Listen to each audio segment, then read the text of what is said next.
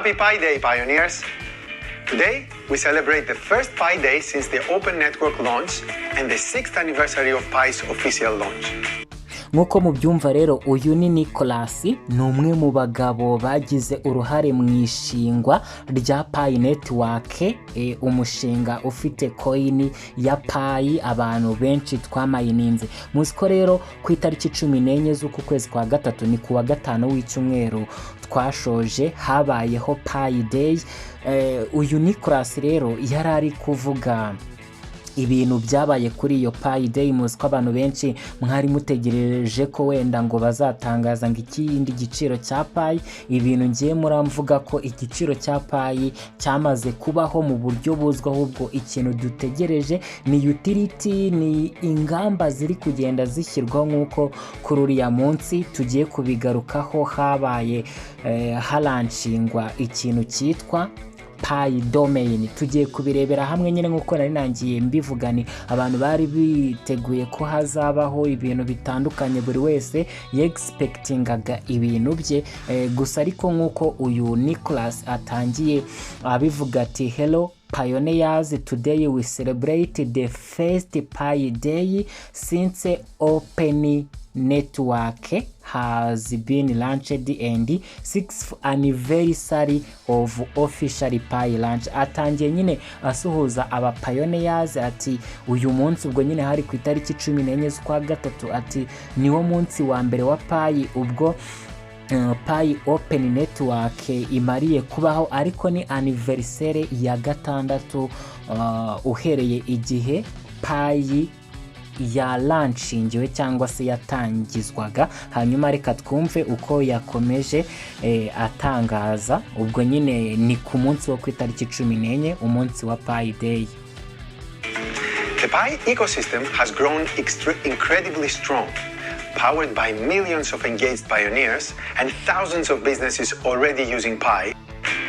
Yakomeje agira ati, mu by'ukuri Pi Network yamaze kugera ahantu kure, birumvikana.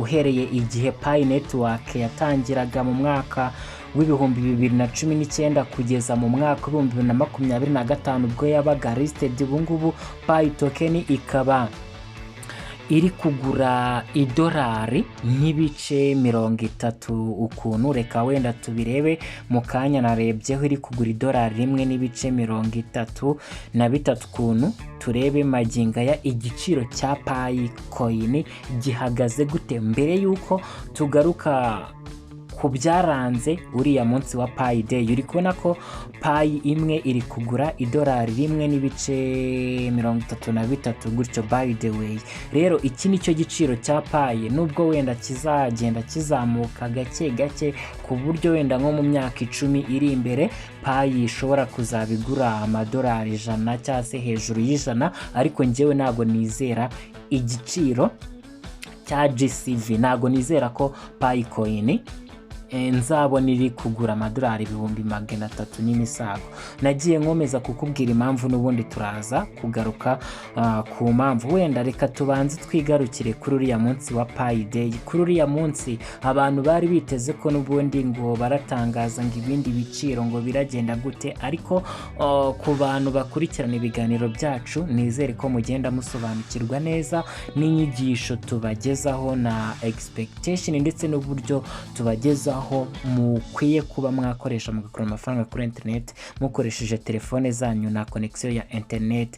Rero uyu munsi uri kubona ko tugiye kuvuga kuri Pi, gusa ariko reka mbanze ngo ikaze by'umwihariko mbere yuko tureba ibyaranze uriya munsi wa Pi Day ku itariki 14 z'ukwezi kwa gatatu, ndetse tukareba wenda n'ahazaza ha Pi, tugendeye ku bikorwa biri kugenda bikorwa na core team, utilities zihari. Kuko ikintu cya mbere ubundi ubumvishe ngira nge ntago nizera igiciro cya GCV, ntago ari ubwa mbere, kuko muzi neza ko core team yamaze imyaka 6. Twamaze imyaka 6 turi muri mining.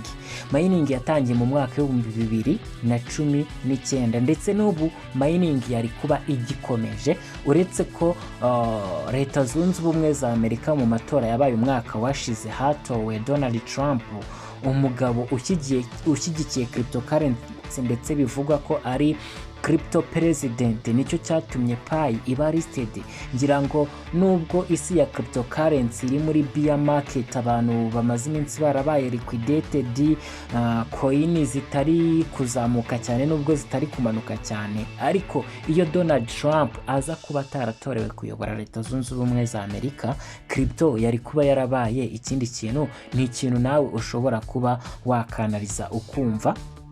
Ubwo rero iyo Donald Trump n'ubundi aza kuba ataratowe, n'ubundi nkeka ko Pi yari kuba ikiri kumayiningwa listing itaraba, nubwo ikiri kumayiningwa ariko iri kumayiningwa byibuze na listing yarabaye. Rero wikumva ko ngo uzategereza ko Pi coin izagura amafaranga menshi mu gihe gito, kuko nkuhaye urugero ni ko timu yo izu uburyo ikora ibintu byayo. Tumaze imyaka 6 turi kumayininga. Niba tumaze imyaka 6 turi kumayininga, wikumva ko n'ubundi kuba umushinga wabo uzaba successful mu gihe kiri munsi y'imyaka 10, cyangwa se mu magambo yumvikana, sinyeka ko Pi coin izagira agaciro ko hejuru mu gihe cy'imyaka yo hafi cyane, nkurikije uburyo bakora ibintu byabo gake gake. Ibintu ni gake gake guys, uko bagenda bakora ibintu byabo ni gake gake. Niba twaramayininze imyaka 6 mining igikomeje, n'ubundi ibi bintu bari kugenda bubaka ngo Pi domain tugiye no kugarukaho, wenda sinshaka no kuza gutinda. Reka iyo myumvire yawe bimyumvire yawe, nanjye yanjye biyanjye, gusa ariko njyewe icyo nkora ni ukuguha predictions nkakugezaho n'amakuru ahari. Reka nkwihere amakuru y'ibyaranze Pi Day ku itariki ya 14 z'ukwezi kwa gatatu. Muzi ko nyine habaye Pi Day muri video meruka gukora ndi kubabwira kuri Pi, hari n'ubundi kuwa gatanu, ariko nyine bataragira ibintu batangaza. Ndi kukubwira uburyo nyine wenda bagiye gushyiraho za utility yo kuba abantu, za utility zo kuba abantu batangira kugura ibintu bakoresheje Pi. Ariko uri kubona ko mu by'ukuri ikintu bashyize hanze ni Pi domain. Ubundi Pi domain ni iki? Pi domain iyi utility yazatuma Pi coin ibasha kuba yazamuka ikagura amafaranga menshi, yego, ariko ni step by step. Niba utazi Pi domain cyangwa .pi domain, ibi bintu kugira ngo mbisobanure byumvikane, kereka wenda nk'abantu basanzwe bazi ibintu uburyo by'ama website uburyo akora, kuko muzi ko nko kugira ngo wenda ugere nko kuri website ya Beneri, ushobora kuba ujya muri Google ukandikamo www.beneri.com cyangwa .rwa cyangwa iki, iyo niyo bise domain. Iriya www barayigura, cyangwa se wenda nk'uko nari nangiye kugira ni nk'uko nari nangiye ngira ni kugira ngo mbisobanurire byumvikane neza, nuko buriya abantu bafite website baba bishyura aba host cyangwa se abantu baba bababikiye ayo makuru, izo source of information za beka, kugira ngo zibeho ujye muri Google wandikemo beka bikunde, haba hari server cyangwa se host ahantu. Sinzi niba ukuntu nabyita, ariko nyine ni nka server iba ifashe iyo website ya Beneri. Rero iyi .pi domain ni ibintu byumvikana nk'uko wumva .com. Bari guhamagara abantu, iki ni ikintu gikomeye cyane by the way ko team iri kubaka. Pi domain ni uburyo bagiye gushyiraho ku buryo nawe ushobora kujya ukora domain, ariko apana wenda nko kuvugana n'abahaye urugero nka www.beneri.com. hano hazajya haba ari beneri.pi. Nka Messi niyifuza kuba yaza agakora domain ye kuri blockchain ya Pi, azishyura muri Pi coin, ubundi abe wenda yahabwa kujya akoresha nka messi.pi. Nanjye nshobora kuba nakora domain yanjye ikaba yitwa dezo.pi. Mu by'ukuri icyo nicyo kintu ko team yatangaje kuri uriya munsi wa Pi Day. Iyi rero Pi domain wenda ntago turi buze gukoresha ariya magambo ya Nicholas, wenda turabisobanura hano nibwo buryo busobanutse neza kugira ngo tunasobanukirwe, kuko hariya kugusobanurira ibyo yavuze ntago waza gusobanukirwa neza. Uri kubona ko iyi ni ya pi domain instructions, buri kimwe uko gikora. Gusa ariko wowe nk'umupayoniya w'umunyarwanda ntago nagusaba gukora iyi pi domain, kuko kereka niba ushaka gukora nyine domain ukuntu, cyangwa se website ukuntu izaba yitwa blabla.py, ariko gukora iyi domain birishyurirwa. Wenda turaza kubireba nk'uko nabivuze, ni buriya beneri nayo hari amafaranga iba yishyura ku muhosta wayo uyibikiye website yayo, kugira ngo nihajya habaho update n'ibiki, ayo mafaranga beneri yishyura, cyangwa se nawe amafaranga wakishyura mu gihe waba ugiye gukora pi cyangwa se .py domain. Ukwiye kumenya ko buri mwaka hari pi uzajya wishyura ukuntu. Rero ibi bizafasha iki? Ibi bizafasha kuba wenda abantu bafite business bashaka ko zizajya zitwa cyangwa se ziri kuri domain ya pi blockchain. Iyi ni domain ya pi blockchain, ni iyindi utility irakomeye cyane guys. Wenda ntago mushobora kuba mwabyumva, sinzi uburyo mba nabisobanura kugira ngo mubyumve, ariko nizere ko muba mwasobanukiwe, kuko mba nakoze uko nshoboye ngasobanura buri kimwe neza. Uri kubona ko nk'uko nanjye mbivuga, wowe ntago ukwiye gukora pi domain hatazagira ugushuka, kuko aba pioneers barabyemerewe. Ushobora kuza kunyura hano kuri iyi link ukaba nawe wakora domain yawe, gusa ariko bishyura pi, kandi nkeya bishyura ni 10, nubwo bavuze ko bazigusubiza nyuma ya action. Wenda turaza kubireba uburyo iyi periode yatangiye n'ubundi ku itariki 14 ubwo habaga pi day, izarangira kuri 28 z'ukwa karindwi uyu mwaka. N'ubundi hazabaho pi day ya kabiri, yego.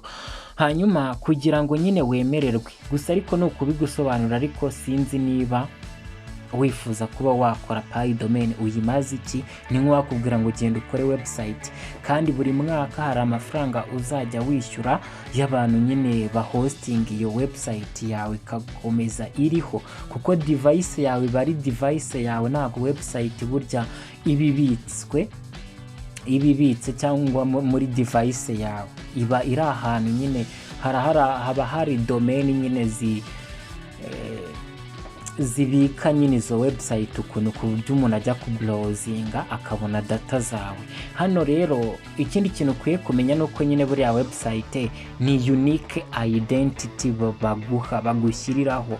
Na website ishobora guhuza izina n'irindi, wenda hashobora kuzaho akadomo, hakazamo akantu k'itandukaniro, ariko nyine iyo umuntu yafashe domain ukuntu aba yarayifashe, nyine buri wese ahabwa unique identity ye. Sinzi niba muraza kubisobanukirwa.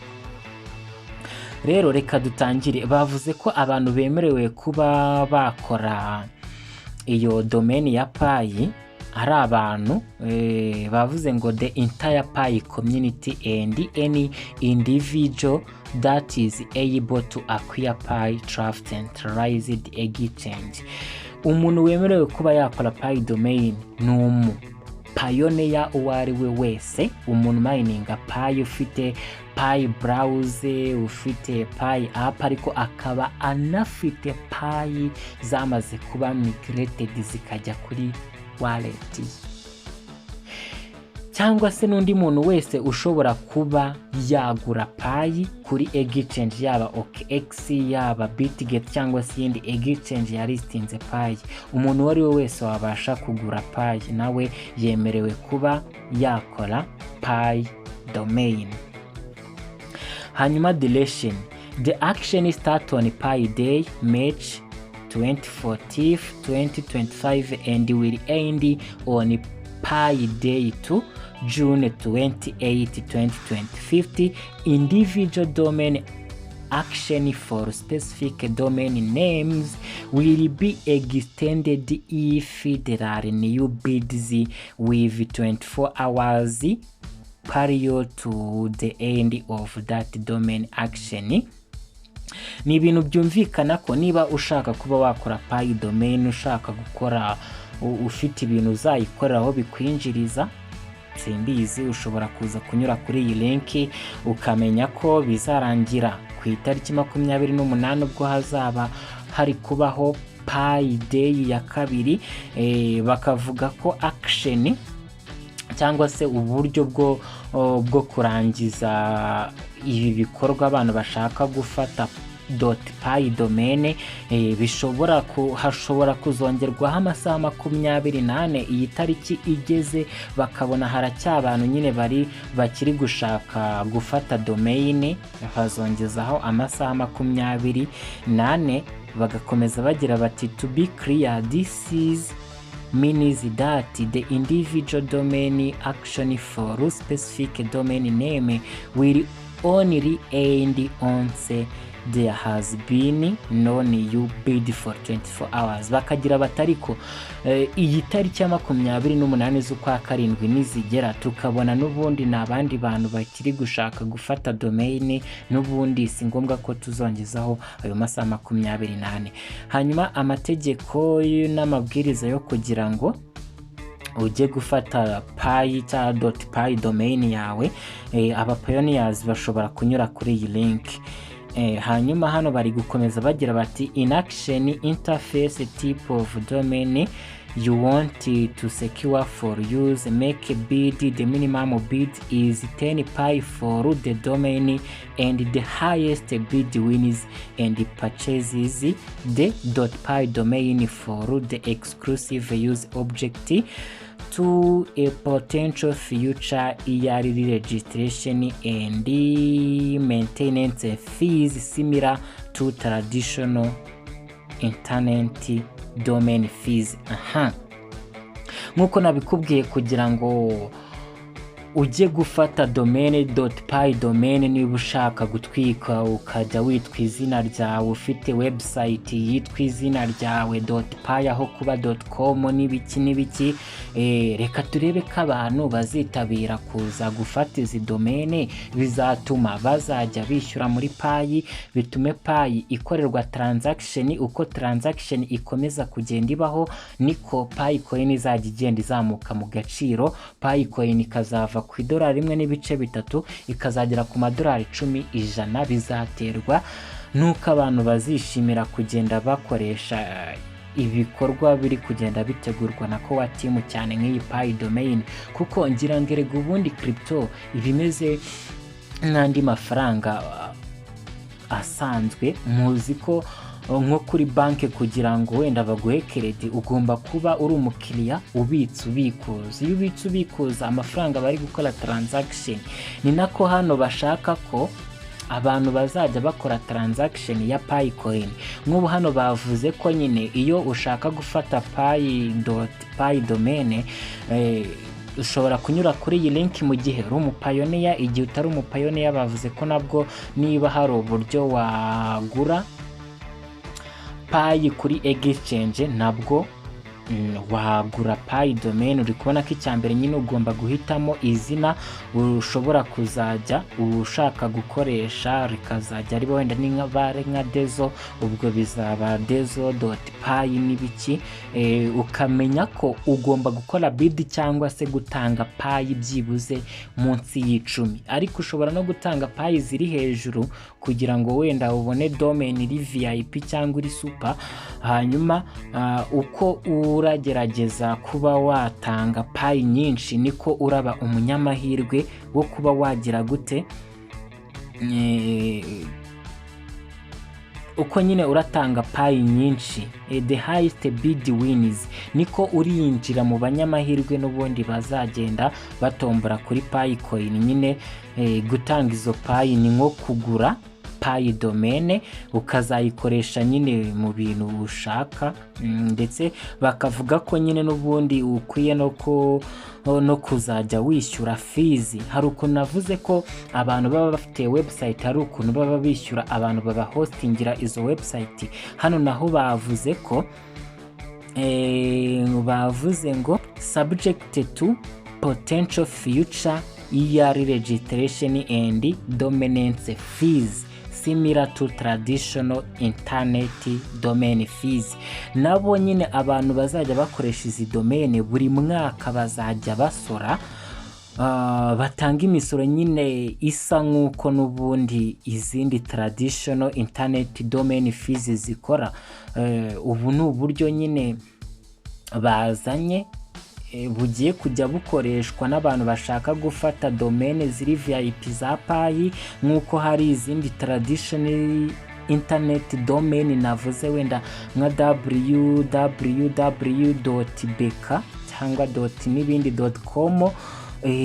Ubwo buryo nibwo bwa traditional internet domain bavuze kandi nyine busanzwe busora. Abantu nabo bazahitamo gukoresha .py domain nabo bazajya basora buri mwaka, basore kandi muri payi.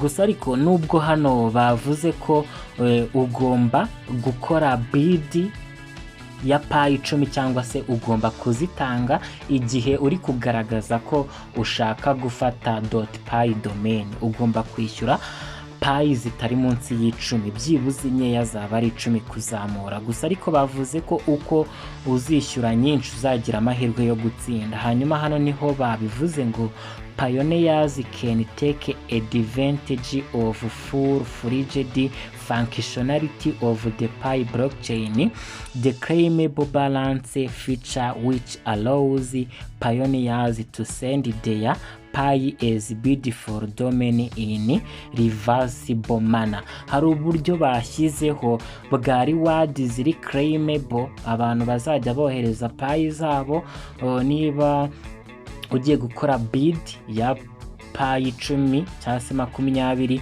Hari uburyo nyine bazajya bashyiraho amahirwe yo kuba watombora izindi payi cyangwa se ukaziclaiminga, ariko nyine n'ubundi kwishyura izi payi bagusaba kwishyura barazigusubiza, kuko navuze ko ni ukugira ngo nyine payi ikorerwe transaction cyane bituma izamuka mu gaciro. Nk'uko navuze ko iyo ushaka kuba umukiriya wa banki ugurizwa uba ugomba kuba uri umukiriya ubitsa ubikuza. Ibaze impamvu kuba nyine banki gusaba iti wowe ikintu usabwa kugira ngo tuguhe credit ni ukuba ubitsa ubikuza.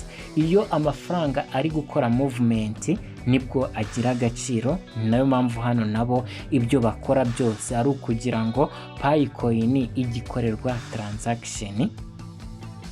Byumvikane ko nyine wenda niba ushaka gukora Pi domain cyangwa .py domain uzakora bid ya payi ziri hejuru y'10, nubwo uzazisubizwa ryari wenda turaza kubireba. Hano bagize bati these means they can withdraw the amount they previously bid at any time before the end of action. Ukimara guhabwa .py domain mbere yuko nanone ku itariki 28 hagera z'ukwa 7 ushobora kuba waclaiminga cyangwa se wabikuza za payi zawe uba warabidinze, ukongera nyine ukazisubirana. Nk'uko nabivuze baba bagira ngo ukore transaction gusa. Hanyuma hano bagakomeza bagira bati shortly after the launch of the action, people who only possess the Pi traffic exchanges will also be able to participate in action. Since exchange do not support claimable balances, the process will be different in those cases. The action user interface will reduce a custom Pi blockchain address for each one for the domains they want to bid on. These special addresses will be started with letter M. Those individuals will then be able to send Pi to those addresses as their bids.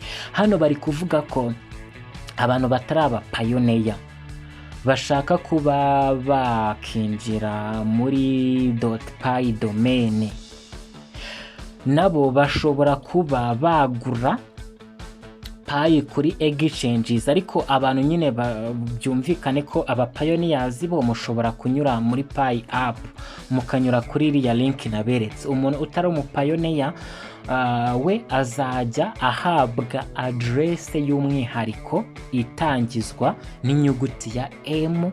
Iyo adresse aba ariyo yakoresha yoherezaho Pi coin yaguze kuri exchange. Hanyuma bagakomeza bagira bati exchange zo nago zisupportinga bwa buryo bazashyiraho abantu bo kujya baclaiminga reward, kuko hano hari uburyo bavuze ngo the highest bid wins. Aba ni aba pioneer, ariko abantu batari aba pioneer bo nago bazashyirwaho uburyo bwo kuba baclaiminga rewards, ahubwo bavuze ko any refunds will only be processed after the end of the action. Hanyuma bo bazasubizwa Pi zabo, kuko waba uri umupioneer waba utari umupioneer, niba ushaka gukora .pi domain ugomba gukora bid cyangwa se ukishyura Pi zitari munsi y'10, ariko izo Pi urazisubizwa. Aba pioneers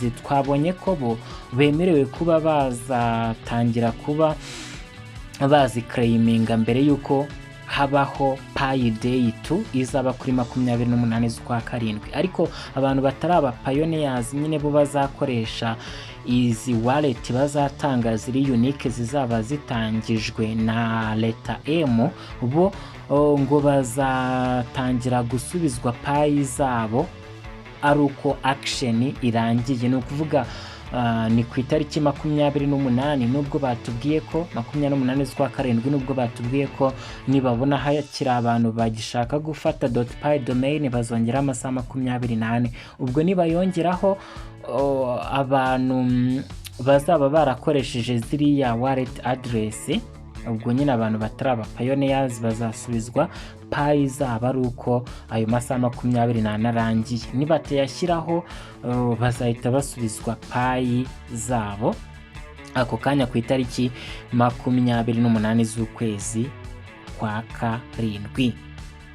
Hanyuma bagakomeza bagira bati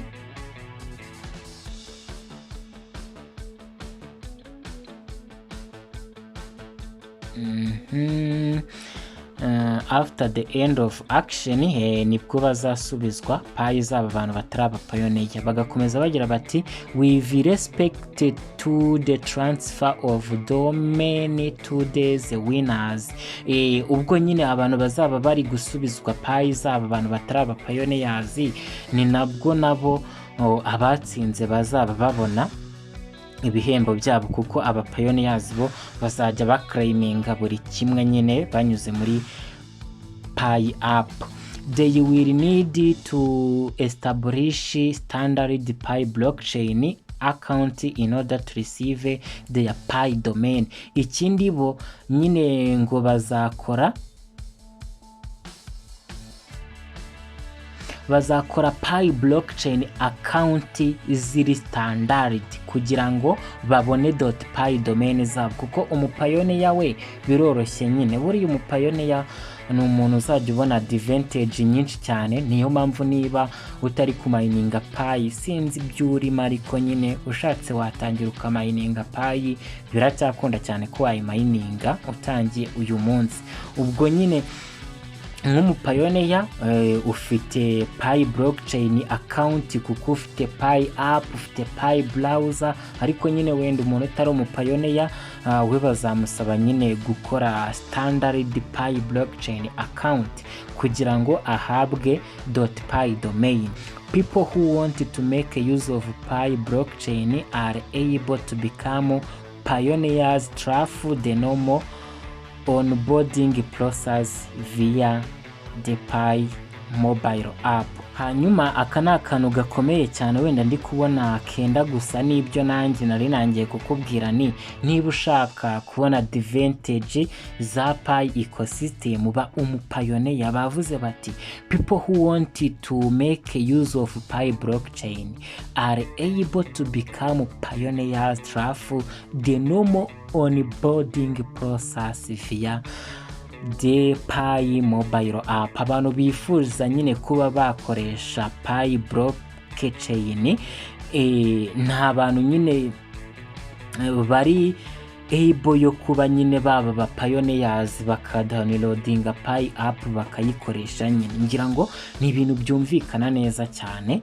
Wenda reka dutegereze turebe se brand zikomeye, abashoramari bakomeye, abantu bifuza gukora ibintu kuri internet cyane, wenda reka turebe iyi Pi domain igomba kuzana kandi gashya kugira ngo abantu bayitabire bayizeho, bajye bakora domain bapostingeho ibintu byabo. Nyeka ko wenda n'abantu bashaka kujya bakoresha Pi mu kwishyura, mu guhaha ibintu bitandukanye, bagomba kuzashyiraho uburyo bukora nk'uko Alibaba ikora.